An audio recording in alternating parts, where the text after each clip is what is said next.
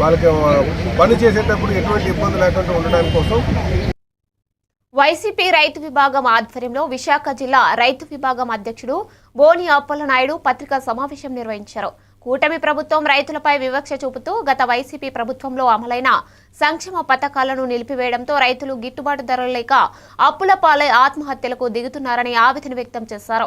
వైఎస్ఆర్ వ్యవసాయాన్ని హరితాంధ్ర స్థాయికి తీసుకెళ్లగా జగన్ పాలనలో రైతుల జీవితాల్లో వెలుగులు నింపారని చెప్పారు. ఇప్పటికైనా సీఎం చంద్రబాబు రైతులకు న్యాయం చేయాలని డిమాండ్ చేశారు. రైతులకి గిట్టుబాటు రేటు ఇవ్వలేదు, నాణ్యమైన ఎరువులు ఇవ్వలేదు. దాని గురించి మేము వైసీపీ నుంచి అధ్యక్షుడిగా నేను కొన్ని విషయాలు మాట్లాడవలసిన అవసరం ఉంది, మాట్లాడుతున్నాను. అధ్యక్షుడిని బోనప్పలేని నేను, అనంతపురం మండలం బోన్ గ్రామం.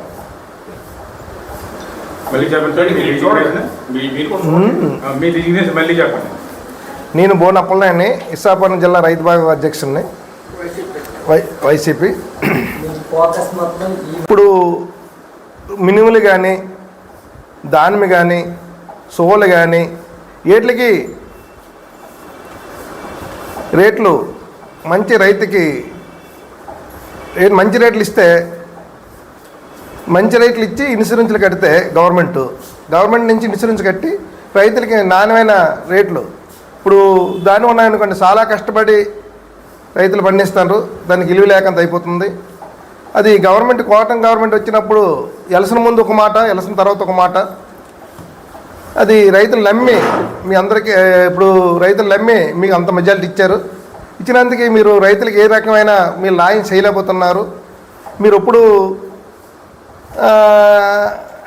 సింగపూర్ చేస్తామంటారని రైతే రాజు అని గుర్తించలేకపోతున్నారు. అది మాత్రం భీమిలి మండలం లక్ష్మీ